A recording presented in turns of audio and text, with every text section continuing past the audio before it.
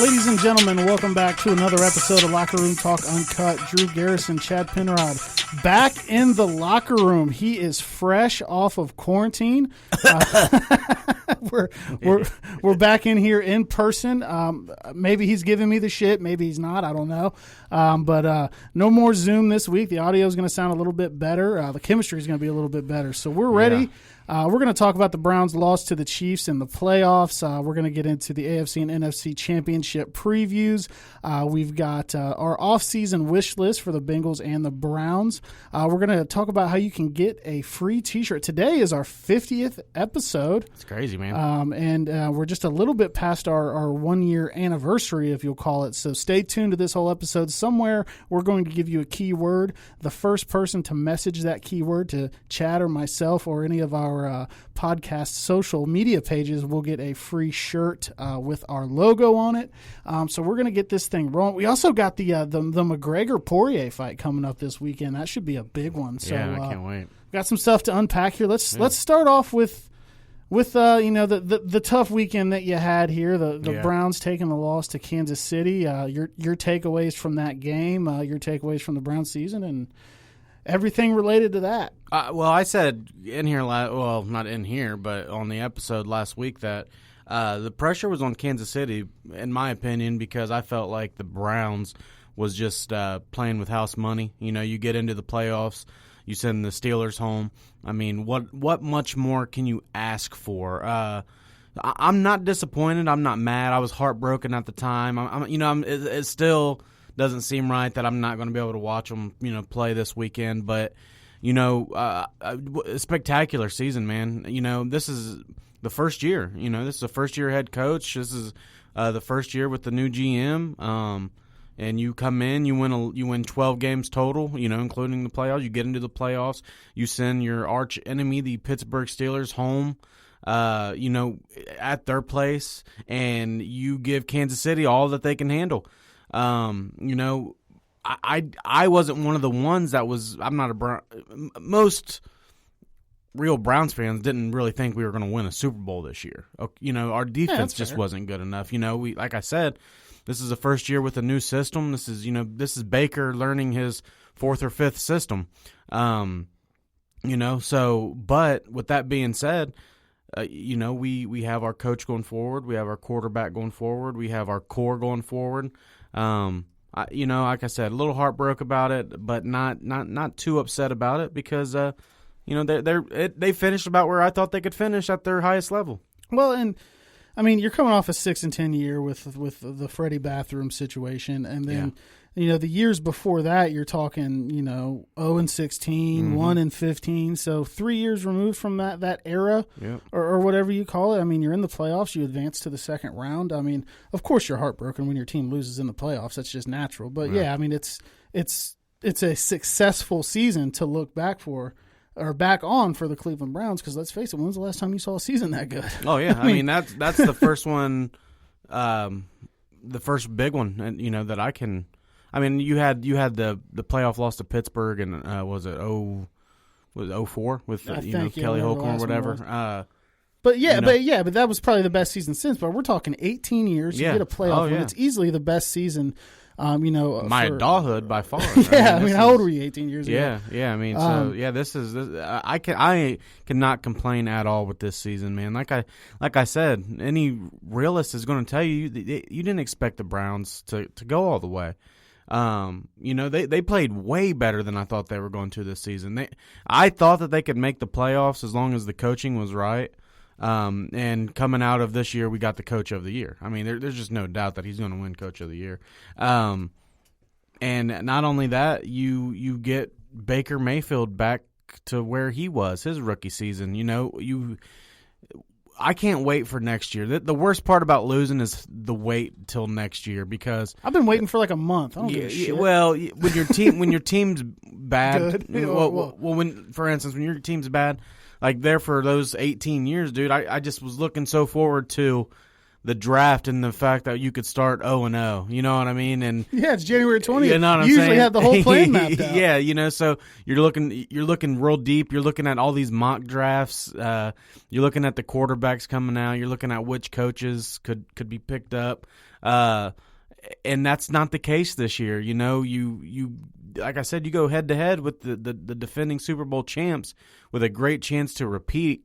And, you're building off of a playoff team. Like I said, you're not looking for those big pieces. You know what you need to work on, and that's the defense. You have all your entire offensive line coming back. There's just a lot of positives finally heading into next year, to where next year it's like, okay, now it's like if you lose in the divisional round, then it's not enough. So now your my expectations next year is a lot bigger. And because I remember we jumped on Call of Duty there on Sunday night, and you and our buddy of ours was like, you're not as mad as I thought you would be. Yeah, you were like cracking jokes and shit. You were in surprisingly a good mood. Yeah, I mean, like I said, I didn't expect us to get that far. I just didn't. And through a bad year of 2020, fucking the Browns was one of the bright spots. And got to 11 times, in the season, got to brighten up the weekend, and take your mind away from the dumb shit. And so, like I said, man, I'm thankful. I'm thankful that they made it that far. Not mad at all. What I'm anxious for is next season, because Baker Mayfield, he don't have to learn a new system for the first time in his career. For the first time in his NFL like, career, literally. He's going to know the system going forward. They're just going to build around him. The offense, I mean, like I said, the entire offensive line, the number one offensive line in run and pass, the entire line's back. Your all your wide receivers are back, including Odell Beckham Jr. Whatever happens there, I don't know. Trade him. Trade him. Either way, I'm okay with it. And we'll get into that. I'll get into that here, in a few minutes. But so you got to work out a deal with Higgins. You got Jarvis coming back. You got the tight ends. Maybe you work out something with Njoku, but your core is back. Chubb's back. Hunt's back. And like I said, you get Baker knowing the system going in, and it's only going to get better from there. So let me ask you a question before I mumble too much here.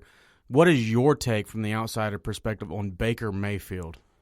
Well, as people will know, I've never been a big Baker hater. I've said that in here several times. I've even come to his defense on the Facebook, Twitter arguments sometimes, and people say I'm a closet Browns fan. I don't think that's the case. I just never really thought that he was the whole problem there. I was pretty down on him last season, and I think rightfully so. But coming into this year, we said for months leading up, we started this show in January last year, so all we really had to talk about was playoffs, and the Bengals and the Browns were out, and then we talked about what we thought was coming for our teams, and we said that we expected a big year for Baker. I think we were in agreement with that. We knew the run was going to set him up for his play action where he excels. And at the beginning of the season, it was kind of a disappointment, but Odell goes down, maybe he gets a little more comfortable in the offense, whatever. His second half of the season, I can't really hate on it. I mean, people really like to, and I said in a comment the other day after the game, I said, I'm not a Baker hater. I save all of my hate for overrated ass Lamar. So that's where my hate, him and Ben get my smoke in the division. But from an outsider, I mean, he took your team to somewhere they hadn't been in 18 years and accomplished something they hadn't accomplished in 26, I think, something like that, around there. Yeah. And he did it in Pittsburgh, and that always counts for a little bit more for a team in the AFC North. So, I mean, he's earned his fifth-year option to be picked up. I'm sure he's earned a sizable contract extension that's going to come from that. Probably both. I mean, I don't know how it works. Can they pick up the option or can they just do an extension? I don't know. I think they have to pick up the option, then extend, whatever. He's going to get it done. Right. And he's earned the right to do that because the Browns aren't in a position to where they could get anybody better unless they decided to go crazy and trade for Deshaun Watson or some shit, which maybe we can talk about him later too, but I don't see that happening. So he has done exactly what he needed to do to earn his extension, his fifth-year option, all that good shit. And I am in the camp of trade Odell now so he doesn't fuck up the chemistry because I really think that there's something there. I could also be told, or I could also understand the logic of bringing Odell back, maybe showing that he's healthy, having playing some games, moving before the deadline, something like that. I could see that train of thought also to maybe try to boost the stock. But outsider looking in, man, Baker did what he was supposed to do.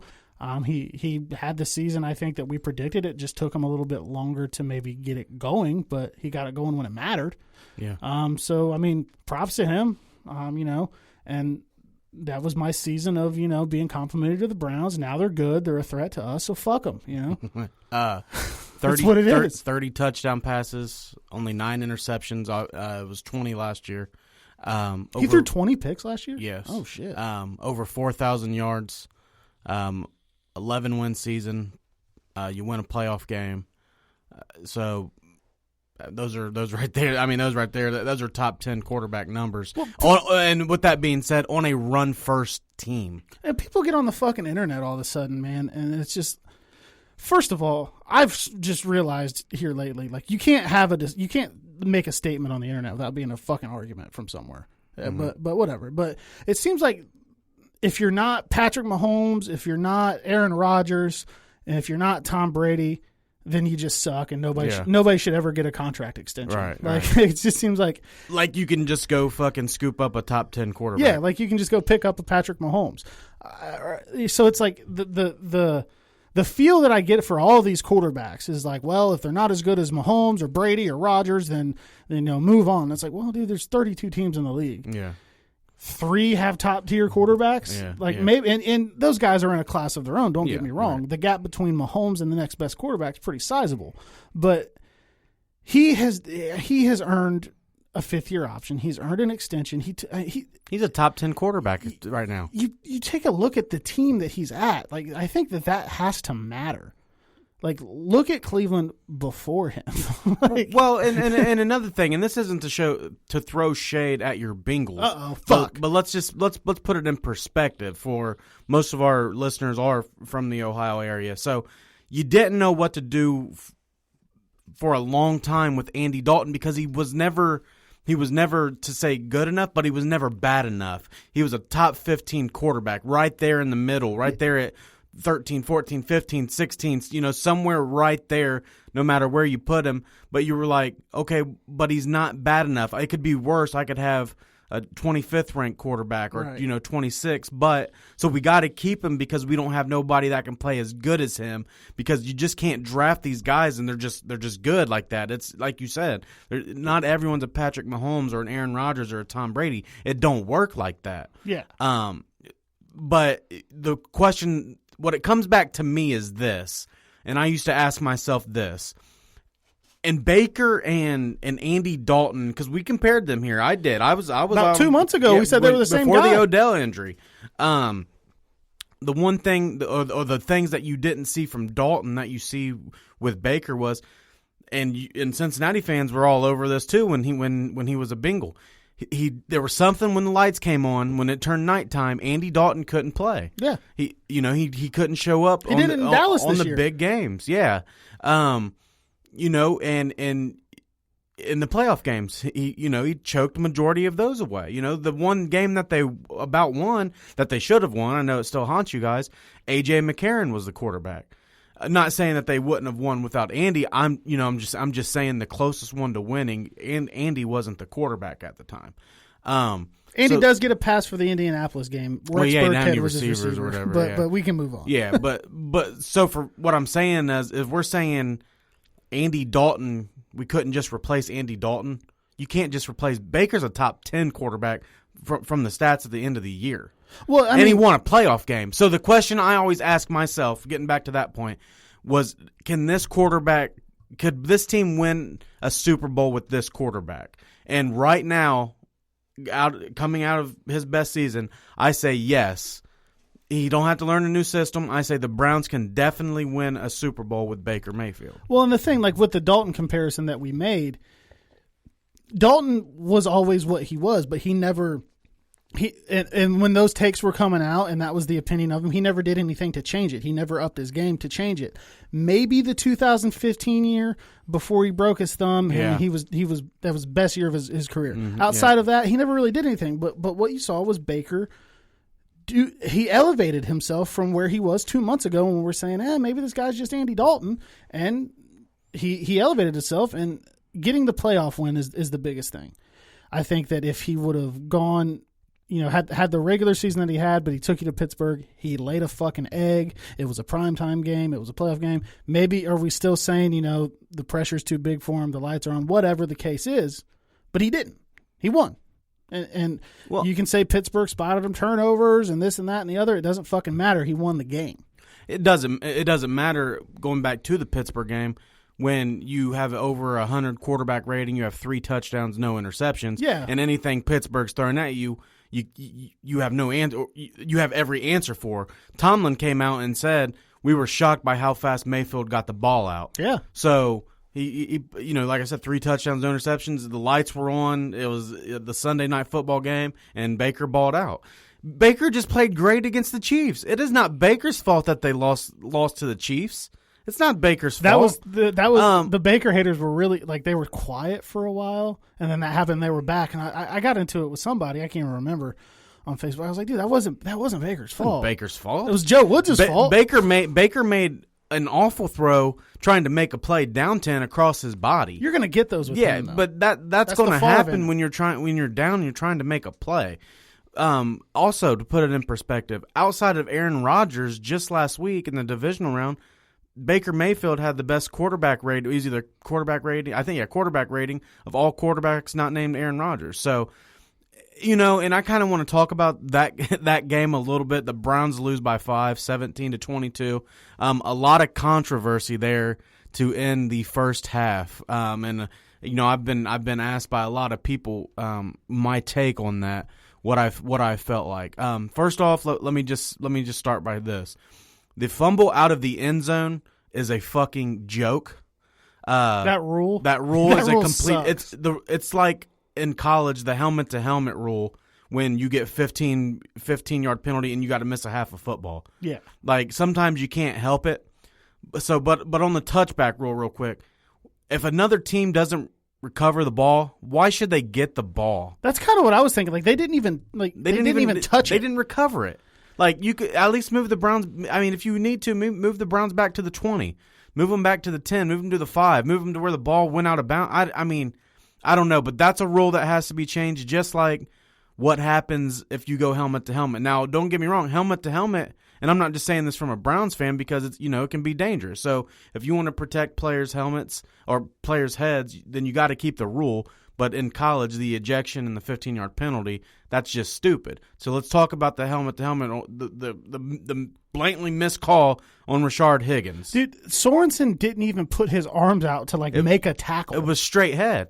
It was straight head. Now, I'm not going to sit here and badmouth the fumble when it went out of bounds because the rule is the rule. What I'm saying is it's a stupid rule. Yeah, I agree. Okay? But it is the rule. It's the rule. I can't argue about it.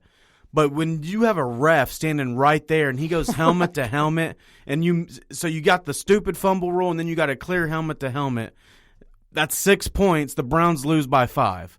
Of course it's going to be talked about. Now, there's other things you can say too.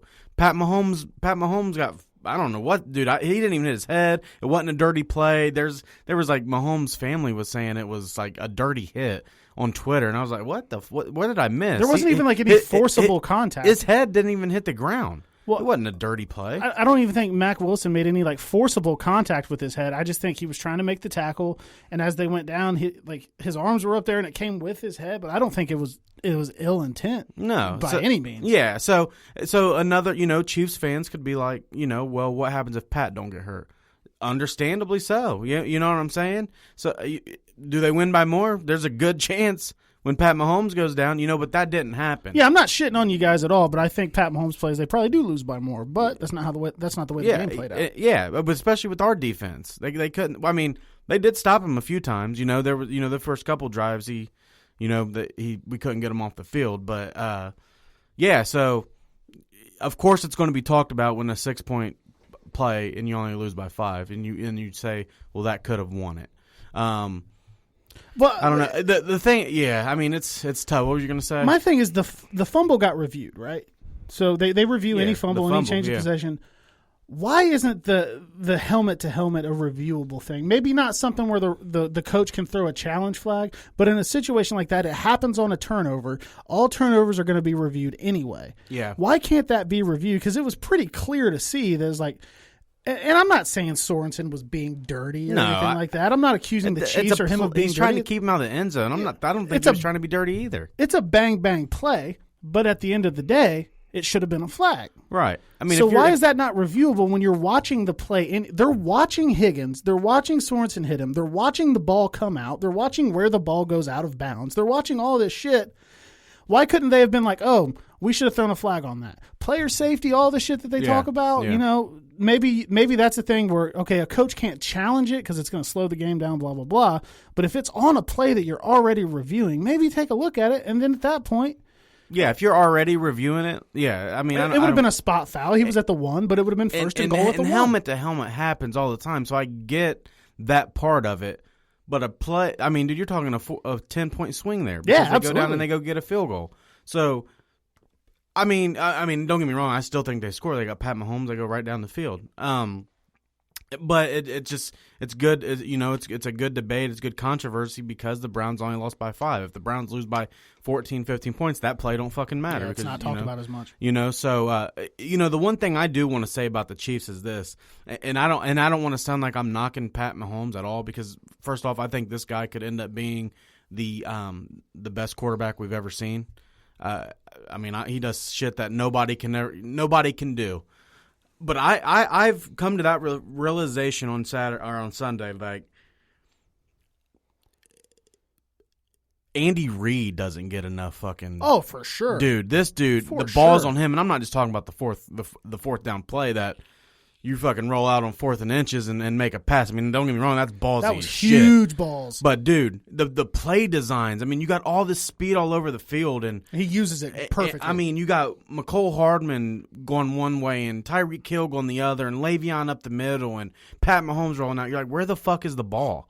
Yeah, So he had his system. His play calling. The way he wants his personnel is just second to none. And I think we got to start almost talking about Andy Reid as one of the best coaches ever. He gets another ring. Yeah, obviously I don't think he's Belichick just because Belichick has so many rings. But that dude can coach, man. That I just want what brings me back to Pat Mahomes. I just wonder, without Andy Reid, is Pat Mahomes right now? Is all I'm saying. Well, I talk about this a lot because it hurts my heart. The Bengals took John Ross at pick 9 in that draft, and at pick 10, Patrick Mahomes went to Kansas City.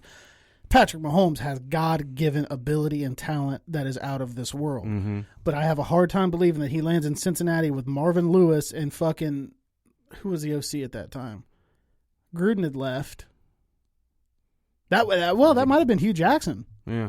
Anyway, anybody on he lands with Marvin Lewis and whoever was the offensive coordinator there. I don't think we're talking about the same Pat Mahomes right now. No. We might say that he's good. Yeah. But not the Pat Mahomes. Yeah, Andy Reid has a lot. They're a perfect marriage. Yeah, I think we would be sitting here talking about, if Pat Mahomes was on the Bengals and they selected him, we would be talking about all this ability he has, but he doesn't have, maybe the playmakers around him or something. Just because it'd still be fun though. I wish it would have happened. Yeah, it's just Andy Reid is a top coach, man, and fucking huge credit to him. I mean, he had to go with Chad Henne, for the fourth quarter. When you got to close it out, you call a Michigan man. Yeah, so like I said, man, I can't be mad about the Browns win. I'm looking, or the Browns loss. I'm looking forward to the offseason and the draft. The draft's in Cleveland this year. It'd be fun to go to if this shit's over. Oh yeah, it is in Cleveland. Isn't it? But that's all really all I got on the game and what happened. Yeah, I mean they played them well. I do think Mahomes stays in. They probably win by double digits. But at the end of the day, I think the all you can ask, and maybe I'm speaking from my perspective and the perspective of you and the Browns fans I know for the last 18 years or whatever. We just want these teams to make us believe. And the you know what I mean? That. And they made you believe. So that's all. Like with the misery and the pain that we've gone through as football fans, supporting the teams that we do, it's like, man, they spent the entire season making you believe. So, like, I didn't get that. What I want to say, too, on the Chiefs, if you're looking at – first off, I was in here last week, and I told everyone, anybody who listens, I told you that the Chiefs had a very underrated defense. But let me talk about the player of the game who just blew my mind, dude, the Honey Badger. Yeah, dude, he played Tyrann Mathieu. Holy mind. Fuck.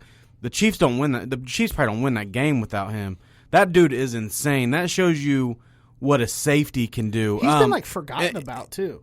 Yeah, he has. And I want to say this, too. Because we got on the issue, is Jesse Bates the best safety in the game? But Jesse Bates has never performed like that. Now, Jesse Bates is a top 3 safety. Fucking hands down top 3. But have you ever seen a safety? I mean, dude, he was the biggest difference in that game. And I guess that's kind of hard because, a lot of safeties get used different. He was used up in the box a little bit more. Dude, there when that Braylon went down, he was at corner. He was doing everything. But that could be what sets you apart as a better safety because you can go to more spots. Now, could Jesse Bates do it? Maybe he doesn't. But yeah, Mathieu, he's kind of been forgotten about. And to be honest with you, I don't know how his season overall was. I didn't watch a ton of Chiefs games very closely. He plays like that. Holy hell, I want one. Yeah, but hopefully that's what Grant Delpit is. That's what I was getting ready to say. Maybe you get one with Grant Delpit next year. LSU boy too. I was high on him. But yeah, man, I think you had said it on Twitter. Game ball for that game goes to the Honey Badger. Fuck yeah, dude. He was the biggest difference. And last thing I want to touch here that you hit on is the Odell Beckham situation. It does appear like he's been in touch with Andrew Berry. It does appear like the Browns are going to keep him. So I've came in here and I said, well, you have to trade Odell Beckham. And after the season, you kind of sit back and you kind of think on it. And I was talking to Austin, who everyone knows is another Browns fan, and here's what we came up with. Here's what we think. If you want to trade Odell, that's fine. You could use the money, put it wherever, towards the defense. But if you plan on keeping Odell Beckham, you cannot go in here to week 2, week 3, and you got Baker of the first 7 games where he's eyeing down Odell only it's Odell forcing it to him, not going through his progressions. If you want to bring Odell Beckham back because you think as a front office you think that this is a new system, it took Baker time. Now he knows the system. Now he knows he needs to start at A and go all the way to D or 1 all the way to 5 or however you want to look at it.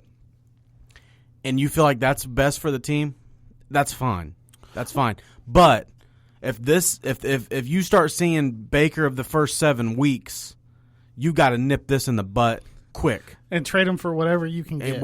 At that point, whatever you can get, because you could say, and I'll tell you what I believe.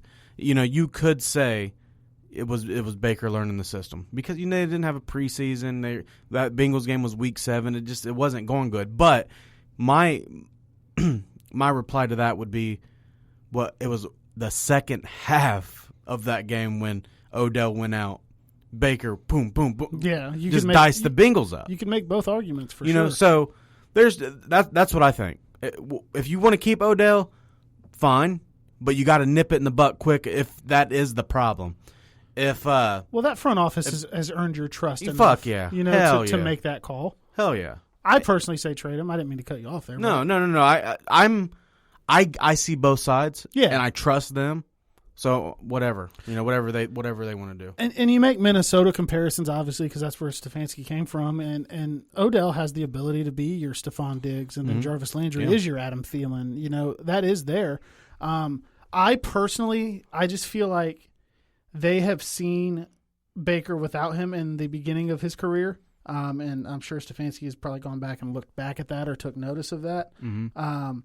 There is a lot of angles to look at it from, but I personally would say move on from him. If it's not broke, don't fix it. It's working now, but at the same time, they could bring him back, and maybe, before the trade deadline, he's balling and he's another element to the offense and things are great and cool, it worked out. Or B, you let him get back on the field. It doesn't work out, but you show that he's healthy enough to be out there, then you send him to somebody and maybe you don't hold out for this crazy, top-tier offer because I'm not sure he's worth that now, especially if he's putting up a shitty start to the year. Right. But if you can get a fucking second, third rounder out of him and save the chemistry and the direction that your team's going, it's going to be worth it in the end. So yeah, like I said, whatever they want to do.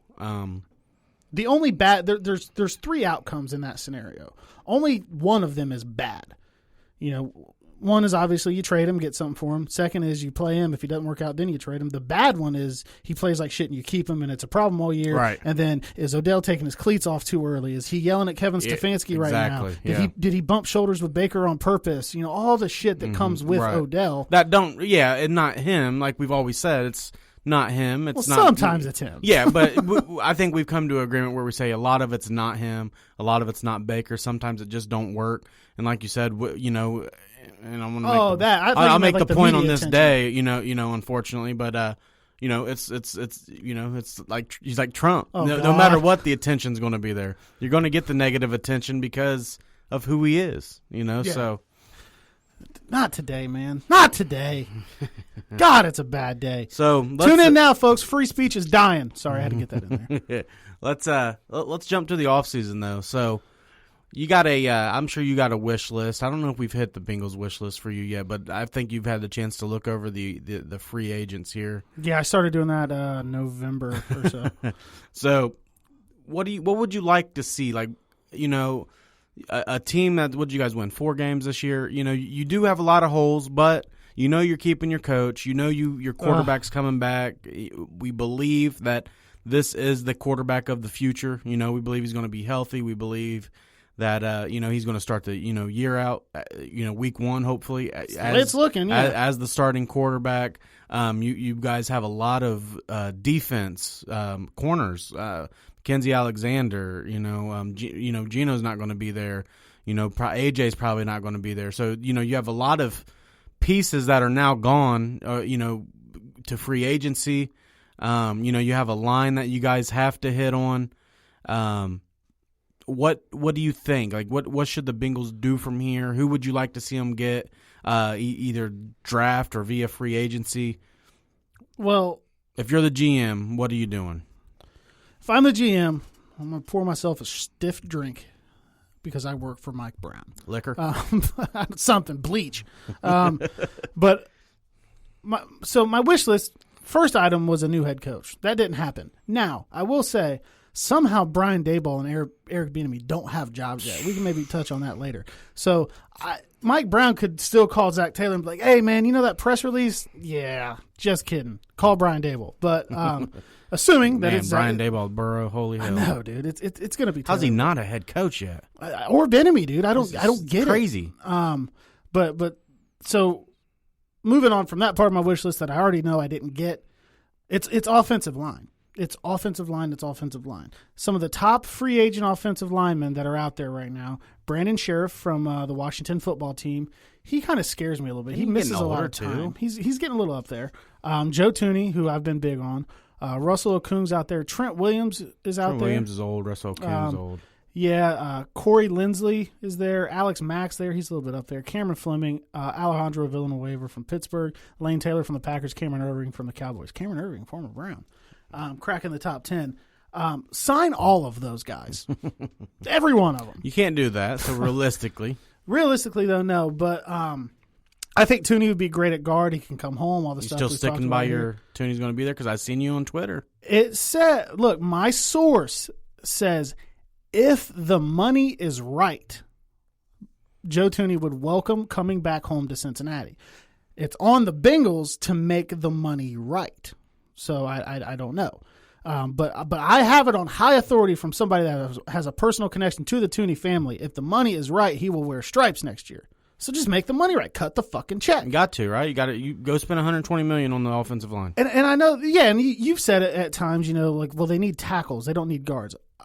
I like quitting Spain. They need tackles worst. First and foremost, tackles. Fuck yeah. Bobby Hart, they can get out of his contract for nothing or very little money. they should fucking send him to fucking Slovenia. Quentin Spain, I like him. I like Quentin Spain enough for him to stay as a guard next year. I think he played well enough. I think it was a good signing. He had the COVID, protocol shit that he had to go through, so it took him a while to get in there. I like him. You want to start him at right guard, fine. Left side of the line, though, put Tooney at the left guard, and ideally Penny Sewell is there at 5. I'm seeing a lot of mocks that have him still there. I'm thinking he might 5. get there. Yeah, I'm starting to think he might get there too. So if I'm the GM of the Bengals, sweet, we finally have a GM. But let's pretend I'm Duke Tobin, who acts as the GM for a lot of things. If in April, Penny Sewell, the 4th pick is announced and it's Justin Fields, just saying a name.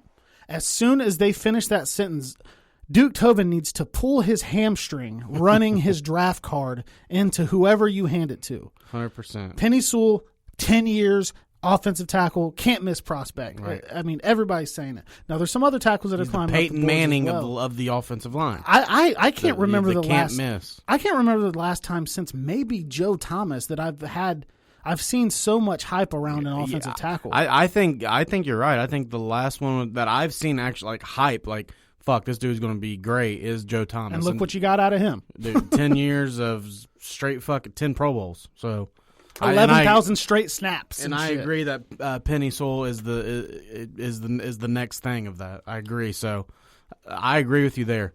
So that's my ideal thing. You get Sewell at left tackle, you start him day one. You put Joe Tooney at left guard and run it. Center. I want the Miamisburg, the pride of Miamisburg, the city where we are recording this podcast right here right now. I want them to get Josh Myers. I don't care if you got to trade up in the bottom of the first. I've seen mocks with him going as high as 26. Interior linemen don't, get love like that. But if they could find a way to draft Josh Myers to play center. Now, Trey Hopkins is I wouldn't have been, mortified if he started again next year, but he tore his ACL in the last game of the year. He's not going to be So there. you want Penny Sewell to be there at 5, and then you want to either trade up or sit there and hope that Josh is there at the beginning of the second. Or even in the bottom of the first. Why not? Make a move, get that 5th-year option if he turns out to be. We always talk about that. Dude, and maybe I'm a homer. I mean, I'm not a Buckeye, but maybe Josh is going to be good. Maybe man. I'm a homer because he's works. from Miamisburg. And he works. I met him at a fucking, I coach and shit. I met him at a coaching clinic when he was like 17. I was like looking up at him. I'm like, I'm a fucking grown man. Don't hit me. But and then you want to keep Spain at the right guard. That's fine. And I think you put Jonah at right tackle where he played in college. And you just revamped your whole entire offensive line. And Jonah didn't do a lot last year to inspire a ton in me, but I'm also not out on him either, Right. No, he just isn't a good left tackle. I think, in my opinion, I've seen enough of him at left tackle to say he's not a left tackle. He's just because a lot of people, a lot of linemen are more comfortable on the right side than they are the left side. It's you're changing up everything from on your legs, right. From your kickback to the way you block to the way you put, it's just everything. And I just think, in my opinion, from what I've seen, they need to get Jonah back to the right side, or he's not going to have a good career. Because I don't think he's a left tackle. I think he's too. I feel like he's too slow. Like he gets beat too much. Yeah, and so you give him a shot there, but then you get some solid depth too. You don't make that line happen and then call it a day. Get some solid depth. You're not going to get a top-tier guy that wants to start or anything, but get some solid guys that can step in like a Kendall Lamb did for Cleveland, right? Or is that the right guy? Yeah. They had a couple Chris Hubbard, Kendall Lamb, Nick Harris, yeah. You need guys like that on your team. Yeah, you got depth. Maybe a B.J. Finney can be that. He never really played. Yeah. Well, it's Hubbard can play left tackle, left guard, right guard. And, Finney might be gone, though. I think they could save $3 million if they cut him. But at $3 million, keep him. Yeah, guys like that because he can play center guard or left guard or right guard, right? He can play maybe even tackle, I guess, in a pinch. So keep guys like that. Backfield, I think, is probably going to be set. I think Joe Mixon's going to be your main back. Hopefully he's back healthy. Travion Williams will probably be your second back. I think they move on from Gio Bernard this year, just due to the fact that they can save $5 million. Now, it wouldn't shock me if they maybe rework his deal. Mm-hmm. I think he's been pretty loyal to the Cincinnati organization. I think he likes it there. I don't even know if they'll want him to rework it. Just the way they work, just the way Mike Brown to me gets – I've always said he's real loyal to these guys. That's true. If they want to be there, he'll pay them. If they're already in the contract. Yeah. You know, I don't think they'll – just in my opinion, I don't even think there'll be a reconstructor. I think that if Gio wants to be there and if Gio wants to be there and they won't reconstruct it or anything, I think that he'll play for the $5 million. Maybe, but they got to get out of that mindset, right? Especially right now. We talk all the time about the window that you have with your rookie quarterback. If you really think he's the guy, you got to pounce on that window. You can't. Yeah. You can't pay Gio $5 million because you really like him. Small window. You have a very small window. But I mean, I think the backfield is fairly set. I think every team's going to pick up a running back somewhere in the third, fourth, some kind of round for depth purposes. But I think you're set there. Receiver, unfortunately, AJ Green's time in Cincinnati is going to come to an end, and it wouldn't shock me if they paid him not a ton of money, but they paid him something and he stayed. I don't think he wants to be there. I think that he will move on. So assuming that he's gone, you got T. Higgins on the outside, Tyler Boyd, very underrated, one of the best slot receivers in the game. Do you find a guy in the second round? Maybe, but they could be thinking first round, right? They might be thinking of Devontae Smith or Chasen. Or they better not take Jamar Chase or Devontae Smith if Penny Sewell's on the fucking board, unless they have already spent $120 million on an offensive line. Right. And even then, if they did, I think you take Kyle Pitts as high as 5. I've been saying you. Burrow was really good with what's the tight end down there? Thad Moss. Why don't you go sign him? What the fuck happened to him? I think that Kyle Pitts from Florida. That's money to me, but I've been saying that. I was on Ertz and I was on all these big tight ends. I just feel like those big time tight ends make it a lot easier. Don't sleep on that because Ertz is a free agent. Yeah. I mean, that could still be there. That could still be there. That could still be there. So what you want to see, the biggest thing for you is, hey, fix this offensive line. From there, do your thing. Just fix the offensive line. And then, you look at the free agent class for receivers. There's some guys out there. They're not going to pay the top guys, but do you maybe bring a Marvin Jones back, for the right price? Mm-hmm. I don't know. Yeah, I like that. A Sammy Watkins is getting a little bit older. He might not want as much money. He might not be as good. T.Y. Hilton's out there. So there's some guys that they can maybe pick up. I like the Marvin Jones there. Good route runner. Put him on the other side and run with that. He still got the Auden Tate coming back. If he can stay healthy. But John Ross is gone. So that's it on the offensive side. And then, if that's how it plays out, it should be a pretty damn good offense. Yeah, absolutely. And I think Burrow, if back healthy and judging from what Carson Palmer's saying, judging by what Burrow's been saying and the doctor's been saying, it's looking good for him to start week 1. And then you don't want to rush out there, though. They want to make sure that knee is 100% before they put him back out on the football field. Well, that's the problem. The Bengals medical staff is known to mismanage injuries very badly. So all of this good stuff coming out, I watched his first interview back with the Bengals. It was about 20 minutes long. Great interview. Said all the right things. He's grinding. He's working, blah, blah, blah. That's all well and good.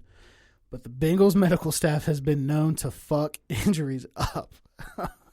And just quickly, I'll hit on defense. I know I can ramble about this for a while, but see what you got in Trey Waynes. Hopefully he's back healthy. I'd like Mackenzie Alexander to be re-signed.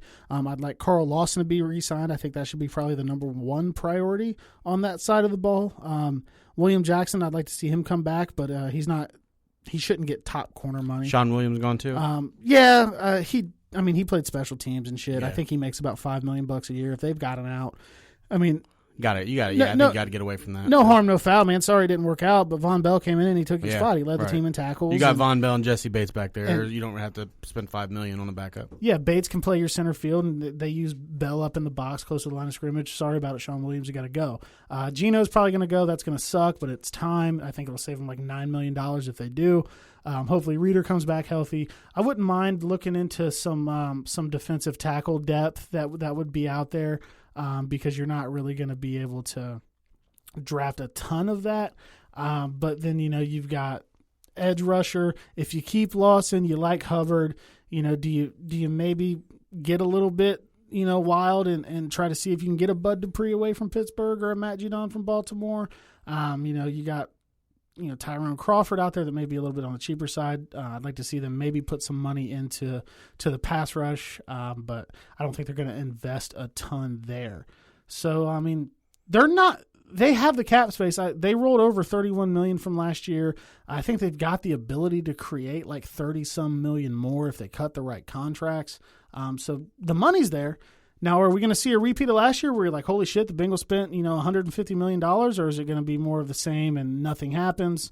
I don't know, but that's my plan to fix the Bengals. Last thing on the Bengals for me is I worry about them with the top tier guys.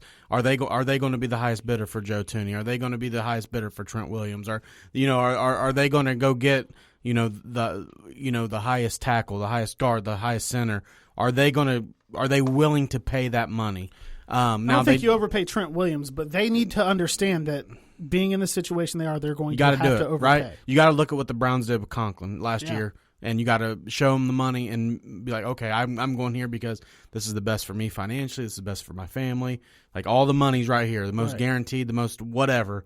Right here. That's the way that they got to go, and they got to do that with a couple guys. And structure the deal right, too, because Conklin's deal is structured to where I think he'll hit free agency again to get a chance to get paid again at like 28 or something. Yeah. That was probably attractive to him. All this money and I could still cash out again. And 28, yeah. Exactly. On the Browns here, I don't have to go into big. No offense, I don't have to go into that big spiel because will be short. We're a playoff team. One of the final eight teams left here. So there are guys hitting free agency. Rashard Higgins, David Njoku on the offensive side. I would like them to see at least get Rashard Higgins back. I think you can get him for anywhere between $3 to $5 million, whether that's 2-3 years. However you want to do it. I do think Njoku's probably gone just because we have so many tight ends and the way we use our tight ends. I would like to see him come back because David Njoku become a great blocker. By the way, I think that would be great for a great get for the Bengals. David Njoku is a fucking baller, dude. Yeah, and bring that big-ass frame that you got down and just box people out in the red zone. Dude, he learned how to go up and go. Well, he knew how to go up and get the ball. He can fucking block great now. He became one of our best blockers, as far as the tight ends went. That's why he was on the field a lot. So if you can bring Njoku back, great. I would love that. I would hate to lose him, but you're probably in a scenario where you got a lot of linebackers. You just got Harrison Bryant. Like I said, you got Odell coming back, it sounds like, and Rashard Higgins. So it seems like you're probably set at receiver, but I don't believe so. Baker Mayfield has one of the biggest arms in the league. Obviously, we know Pat Mahomes, Josh Allen, Russell Wilson can all throw the ball fucking 80 fucking yards. Baker can get it probably about 70. He's got a bigger arm. We need a guy that can stretch the field. So if the Bengals release like maybe a John Ross who, hey, you're coming in, all the thing that we want you to do is run down the fucking field. Run straight. And catch a fade route. If not, I would love to see him bring back Brashard Perriman. Ross outruns his ligaments, though. Just know that. Rashard Perriman was just fucking great with Baker, with Freddie Bathrooms there, and was the deep guy. Hey, go!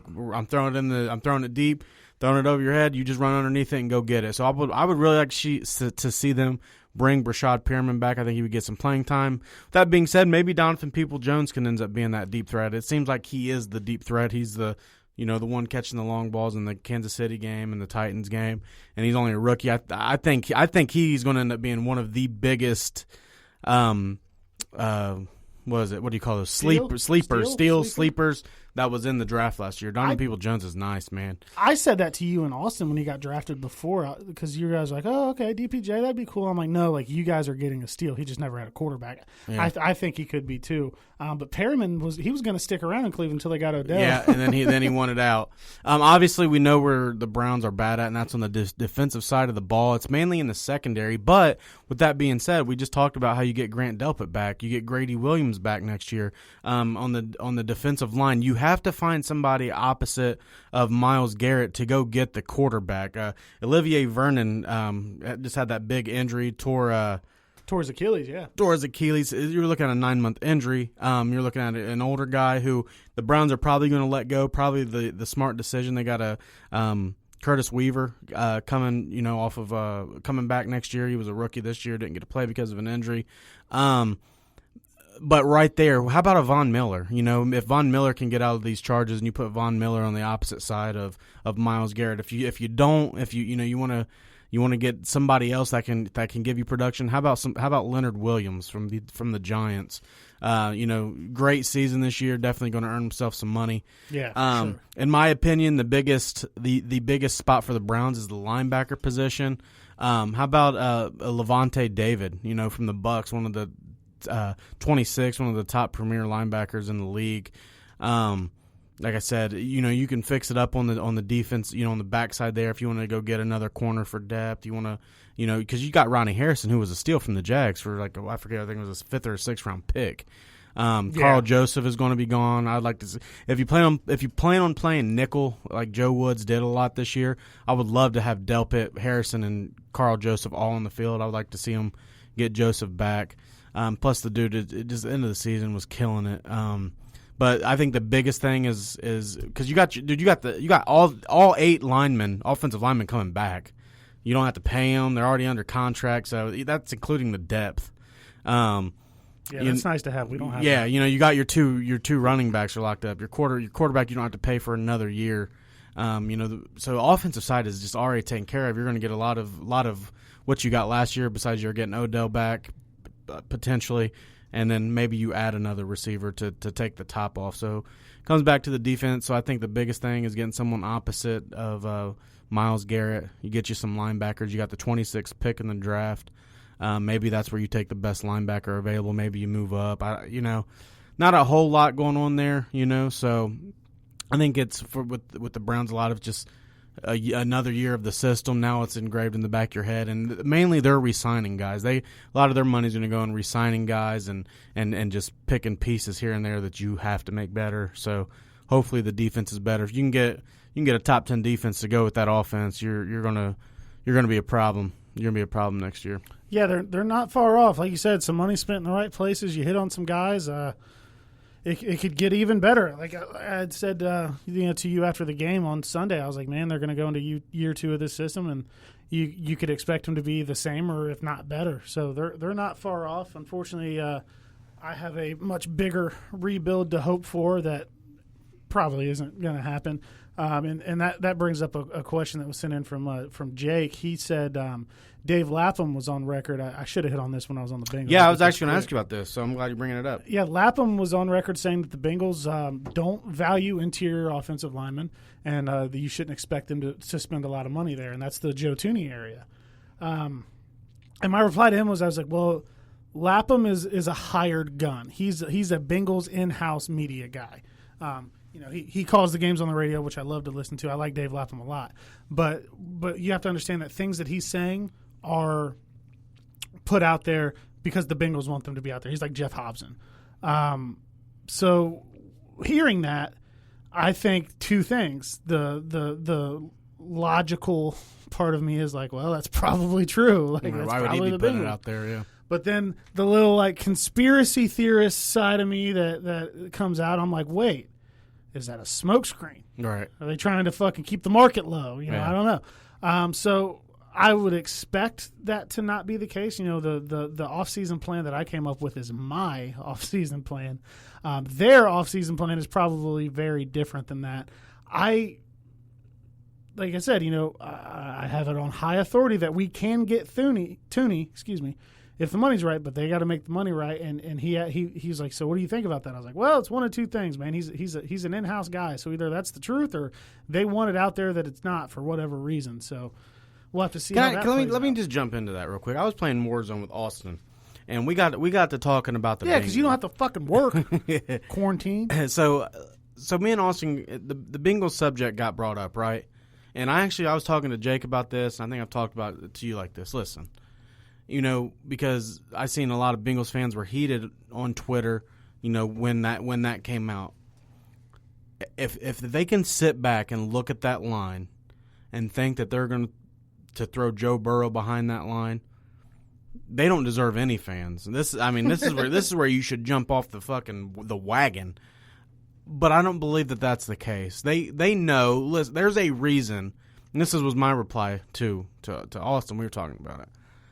There's a reason they signed every fucking guard that hit the waiver wire that got released. They know the problem. They know that the offensive line is the biggest problem. It was good to see that at least. They know they got a special piece, a could-be special piece if they don't get him murdered. And Joe Burrow, they know how much he's going to mean to that organization. They know that they need him for them to even win games. So in my opinion, they see it. They're going to try and fix it. My biggest thing with the Bengals is do they go get the top tier guys that you're going to need? You have to go spend the money. If Joe Thuney is the best offensive lineman in free agency, and that's what they believe, and they value him as the highest graded offensive lineman available, then go fucking pay him. Pay him like there's no reason to wait on a tier 2, a tier 3, or a tier 2 or tier 3 player, a lineman, and wait and get him because you can get that person cheaper over the better player. No, and it can't get much worse anyway. You cannot do that if you're them. It can't get much worse than the Bengals have been the last 2 years anyway. 2 wins and 4 wins. So what? You still suck and you wasted money? Then I'll be like, well, you're kind of like Jerry Jones, Like you spent a bunch of fucking money, but you were trying. Yeah. You know what I mean? Yeah, but Jerry Jones is Mike Brown with a Gucci belt. But you can't, as fans, you can't let them get away with going and getting the tier 3 guy. No. That's for teams like the Browns. Well, from a lineman perspective, Browns have all tier. I mean, every fucking lineman, left tackle, left guard, center, right guard, right tackle. They are fucking the best. Some of the best. I'm saying a playoff team in general can get the second, third tier guy in a position and not matter so much. You have to you have to protect this man. Like if you behind Burrow, the number one guy that needs paid, and Jesse Bates. You have got to pay this offensive line. Absolutely. You have got to get the top offensive line that you can get in there. I don't care if you fucking go get who you think is the best tier 1 left tackle, and Penny Sewell is still on the board at 5. Go fucking get him. Take them both. Just the offensive line is everything. The offensive line is literally everything in the NFL, and I think that the Bengals. I think that they will. I think that God, I hope I you're think right, they're going to make don't. a splash. I think they're going to make a splash and get one of these top guys. But in my opinion, it has to be more than the one. You can't settle for we got him, so we can just. Yeah, you can't sign Thuney and say we don't need Sewell anymore. You got two sides of the football. You know what I'm saying? So they see it. I think that they'll get one guy. What worries me is the second, third, and fourth guy because you need all 5. And the last thing I'll mention on that is I meant to hit on it earlier. I think that they did a great job with bringing back Frank Pollock. He was there in 2018, Joe Mixon's best season as a pro. Joe Mixon was all over Twitter, loved it. I mean, apparently players just love this guy because he's going to be the running game coordinator too. And that had Mixon hyped up. So I think that they did a good job. They didn't just hire another one of Zach Taylor's buddies or anything like that. They hired a guy that had proven success with a lot of those players, and it seems like the guys in the locker room love him. So not only that, what's nice to see is the fact that it's almost like, okay, we admit we're wrong. Right. We should have kept him. Right. So let's go get him. Let's bring him back. So right there, that's you got to. Hopefully Zach Taylor is, for your guys' sake, is the guy, and he gets the right coordinators around him. Well, and I've said it, for the year we've been doing the show that Frank Pollock should have never left. So, yeah, I'm glad they realized it. So there are some things to be encouraged about. I still don't trust Zach Taylor as a head coach. I'm hoping that they can get the protection for Burrow so Burrow can help overcome some of that shit. But that's my dream offseason. Right here, real quick, is a good time. What is the key word? I was getting ready to. And tell them what they get. I was getting ready to. So for our 50th episode celebration and us crossing the 1 year anniversary of doing this podcast, the first person to message me or Chad or any of our locker room talk preferably our locker room talk social media, LRT Uncut, or whatever. So preferably to the locker room talk Uncut Twitter, Facebook, or Instagram. The first person to tell us the team that Chad and I actually agree on. Which is the Duke Blue Devils. So if you send me the words Duke Blue Devils, before anybody else, I will get you a free Locker Room Talk Uncut t-shirt. You can tell me the color you want. I'll order the shirt as soon as we talk about it, and I'll get to print it on you, and I'll get it to you as soon as possible. Printing it right upstairs, like I said, in my basement, made right here in the USA, Miamisburg, Ohio. So, yeah, Duke Blue Devils is the key word that we mentioned at the beginning of the show. Get that to us. Be first. Get a free t-shirt. Big weekend, big Saturday for us coming up here. We like, you know, we all get together and we watch the UFC fights together. When the pandemic first started, UFC's what kept us afloat with all the sports and Alive. shit. So we really enjoy all getting together, having a few drinks, and honestly, it's just the fellas. You know, there ain't women around or nothing like that. But having a few drinks and watching people get beat up. So Conor McGregor is fighting again this weekend against Dustin Poirier, and it's going to be fucking fireworks. We've all been waiting for the next Conor McGregor fight here. I thought he retired like 4 times. That's just his way of getting more money, I think. So, Drew, Conor McGregor versus Dustin Poirier. Do I even have to ask you who you're going with? Well, and we got that question from Jake for this week, too. I posted up, asked for questions. He sent us a few. He said, who you got, Dustin or Conor? And do you think they stand and bang, or do you think that Dustin will try to wrestle with him? He's going to stand and bang with him. I think he's going to try to stand and bang with him because I think he wants to prove the point that he can. And with that being, I think the strategy that Poirier is going to take in, I got Conor. I think I got Conor pretty quick. Conor, as you know, Conor likes to call his shots. Conor said that he's going to knock out Dustin Poirier within 90 seconds. Yeah, inside 90 seconds. That's the first round. I'm rocking with Conor almost. The only time that I'm like questioning if I want Conor to win or not is when he's fighting Nate Diaz. Because the reason that I like them both so much is just they just don't give a fuck. They don't give a single fuck about anything. They'll smoke weed at their press conferences and throw cans at each other. Conor will hop on a plane from fucking Ireland because somebody was fucking with his boy and come throw shit through a bus. He don't give a fuck. I like them both, but in this one, I got to go with Conor, man. I think he's coming back with a vengeance. Dude, he looks to be in phenomenal shape. Dude, that dude is fucking. Big, man. Big. So give me Conor. Before I give my prediction, I just want to talk about not the co-main event, but the co-main event. Dan Hooker and Michael Chandler. Michael Chandler making his UFC debut, and this dude is fucking for real. And him and Dan Hooker are going to bang, dude. Khabib came out and said, "Hey, I might not retire. Somebody come out, put on a show, and impress me." They did a whole lot with Khabib.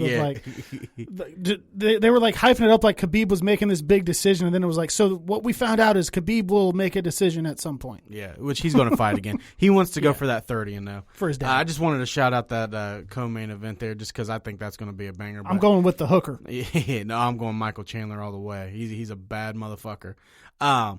So with Khabib saying what he said, somebody impressed me. With Conor saying, "Hey, I'm going to win in 90 seconds." Me thinking I know Dustin Poirier the way that I do, he is going to want to prove and show that because he does have fucking hands. He's going to say, "Hey, I can stand up and I can bang with this guy." I think that Conor McGregor gets this over quick. I think this is a first round TKO. I think you're going to see the best of Conor McGregor. Those kind of suck though, because it's like that was like $65. Hey, well, $80. Austin's paying for it, so. Oh yeah, fuck it then. But I think Conor gets it over quick. I think that we I think we do end up getting McGregor and Khabib again. And Conor's talked about how he has the recipe and. How he learned big time from that first one, and how he's a completely different person and a different fighter. And I just want to see it again, just because the more Conor talks, the more I want to watch and listen. So yeah, dude, they had a fucking melee in the ring after the last fight. I want to see part 2 of that. So I think Conor gets this one over quick. Poirier, they fought before, right? So this is their second fight. I did not know that. Conor TKO'd him when they were younger. In the first round, I'm as well. A new UFC guy the last couple of years. So I used to just watch him, but now I watch the press conferences and shit a little bit more. So Conor knocked him out inside the first round in the last fight. They're both bigger. Connor's he's gotten, in my opinion, he's gotten way better. They're fucking huge. Yeah, I want to see it now. I'm interested in Connor and Khabib again, and just because it went 4 rounds, the last fight went 4 rounds. So I definitely want to see Khabib's usually it's over and done quick. So I'm excited. I'm excited for this weekend. I'm on Team McGregor. And after that same night, we'll probably be watching the conclusion of the NFC Championship on Saturday? Yeah. The AFC Championship on Sunday. So looking at Aaron Rodgers versus Tom Brady, man. Week 6, the Bucs won 36-10 over Thrashed Green Bay.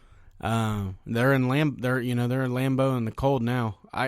Brady's used to the cold though. Yeah. Scared? Oh yeah. Brady. I hated going. And you guys know what I think. I think Tom Brady's the greatest quarterback ever. But I'm going with Green Bay in this one.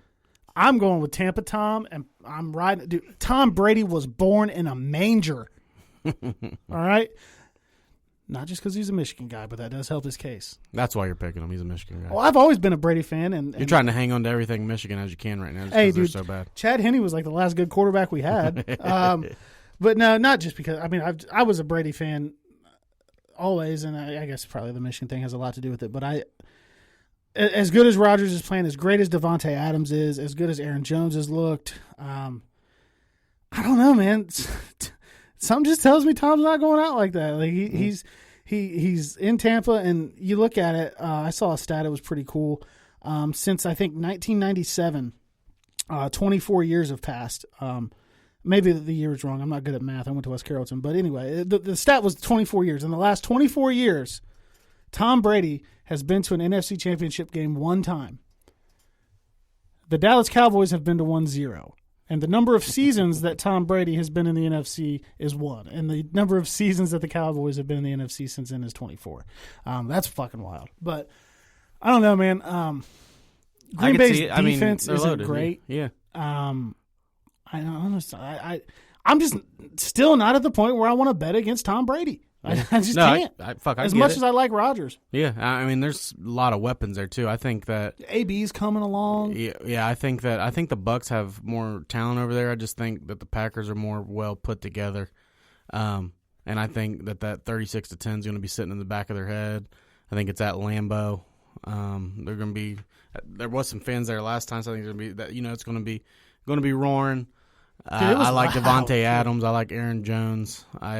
The defense is playing better. I think that the Packers get it done. Yeah, I don't know if I got a score prediction. I think it's close. I think it's a close game. Yeah, close game. But something tells me Tom's going to get the ball back late in the game and have a chance to go do what Tom Brady does. Or Aaron gets the ball back late in the game. Yeah, and if he's at the 45 on the other side of the field, he can throw the motherfucker into the end zone. So you got the 2 old guys battling it out, and then you go to the AFC on Sunday, and it's just the fucking young guns, man. Uh-huh. Brandon Allen versus maybe Patrick Mahomes.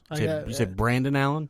Oh, my God, I did say Brandon Allen. Sorry, Brandon, you're not there. Josh Allen. Brandon Allen, what the fuck happened? I called my shot. I called my shot last week, so I got to stick with it. You said the Bills are winning. I think the Bills win this game.